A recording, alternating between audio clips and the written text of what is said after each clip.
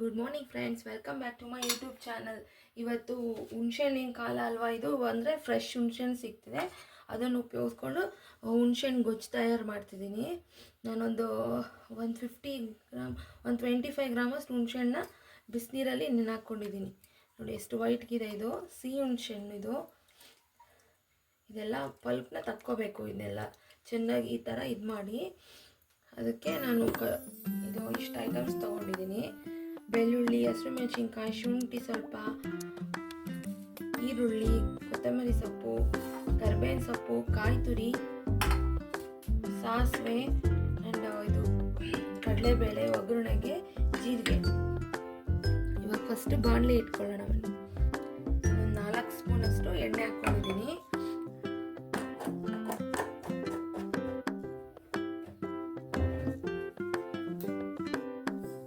ಸಾಸಿವೆ, ಕಡಲೆಬೇಳೆ,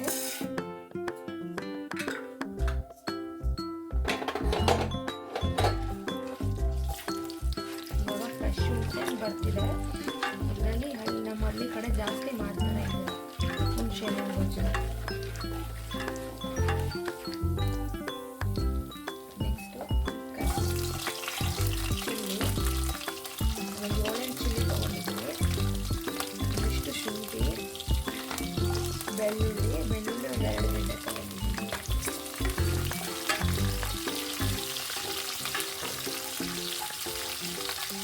ಹಸಿಮೆಣಸಿನ್ಕಾಯಿ, ಬೆಳ್ಳುಳ್ಳಿ ಸ್ವಲ್ಪ ಚೆನ್ನಾಗಿ ಘಮ ಬರೋವರೆಗೂ ಹುರಿಬೇಕು.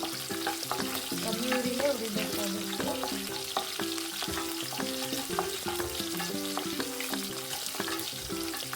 ಸ್ವಲ್ಪ ಶುಂಠಿ ಹಾಕೋದ್ರಿಂದ ಫ್ಲೇವರ್ ಚೆನ್ನಾಗಿರುತ್ತೆ.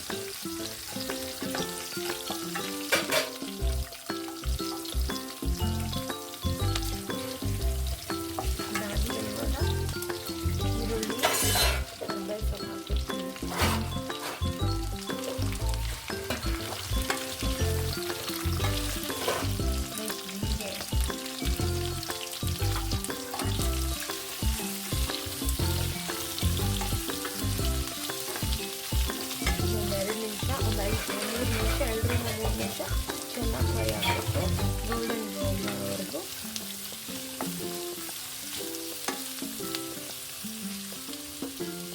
ಅದರಲ್ಲಿ ಹುಣಸೆಹಣ್ಣನ್ನು ಕ್ಲೀನಾಗಿ ಈ ಪಲ್ಪ್ ತಕ್ಕೋಬೇಕು. ಇದೆಲ್ಲ ಬಿಸಿನೀರು ಹಾಕಿದ್ರೆ ಬೇಗ ಬರುತ್ತೆ. ಇದೆಲ್ಲ ಇದಕ್ಕೆ ಚೆನ್ನಾಗಿ ಇದು ಮಾಡಿಕೊಂಡು ಪಲ್ಪ್ ತಕ್ಕೋಬೇಕು.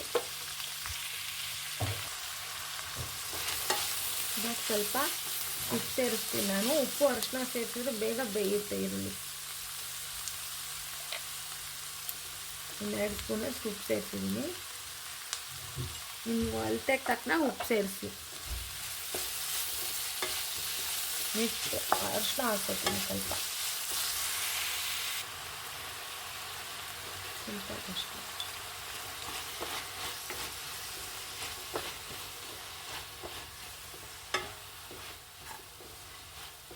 ಸಖತ್ ಟೇಸ್ಟಿಯಾಗಿರುತ್ತೆ ಇದು.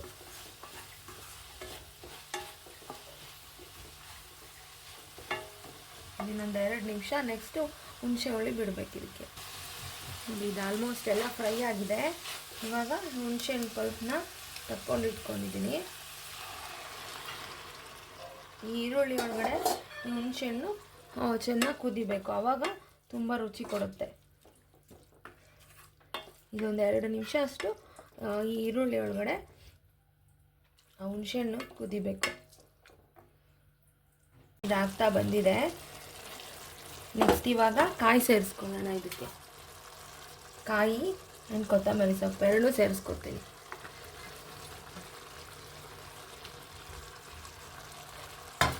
ಇದು ಹಳೆ ಹುಣಸೆಹಣ್ಣು ಮನೇಲಿ ಇಟ್ಕೊಂಡಿರ್ತೀರಲ್ಲ, ಅದರಲ್ಲೂ ಮಾಡ್ಬೋದು. ಬಟ್ ಹೊಸ ಹುಣಸೆಹಣ್ಣಲ್ಲಿ ತುಂಬಾ ರುಚಿ ಇರುತ್ತೆ.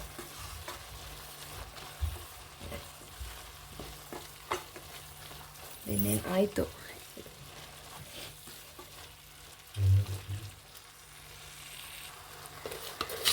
ಅದು ಚೆನ್ನಾಗಿ ಕಾಯಿ ಎಲ್ಲ ಹಾಕಿದ್ಮೇಲೆ ಇದೊಂದು 2-3 ದಿನ ಇರುತ್ತೆ ಈ ಗೊಜ್ಜು. ಸಮ್ಟೈಮ್ ಒಂದೊಂದು 4-5 ದಿನವೂ ಇರುತ್ತೆ. ಈ ಬಿಸಿಲಿಗೆ ಸ್ವಲ್ಪ ಇದಾಗ್ಬೋದು ಅಷ್ಟೇ. ಬಟ್ ಚೆನ್ನಾಗಿ ಕುದಿಸಿದ್ರೆ ಹುಳಿ 4-5 ದಿನವೂ ಇರುತ್ತೆ. ಇದಕ್ಕೆ ಚಿಟಿಕೆಯಷ್ಟು ನಾನು ಸಕ್ಕರೆ ಹಾಕ್ತಿದ್ದೀನಿ. ಯಾಕೆಂದರೆ ತುಂಬ ಹುಳಿ ಏನಾದರೂ ಇದ್ದರೆ ಹುಣಸೆ ಹಣ್ಣಲ್ಲಿ ಆ ಹುಳಿ ಅಂಶನ ಹೊಡೆಯುತ್ತೆ ಇದು. ಇಷ್ಟ ಇದು ಆಗೋಯ್ತು. ಇದು ರೈಸ್ ಬರೆಸ್ಕೊಂಡು ಊಟ ತಿನ್ನೋದು, ತಿಂಡಿ ತಿನ್ನೋದಷ್ಟೇ.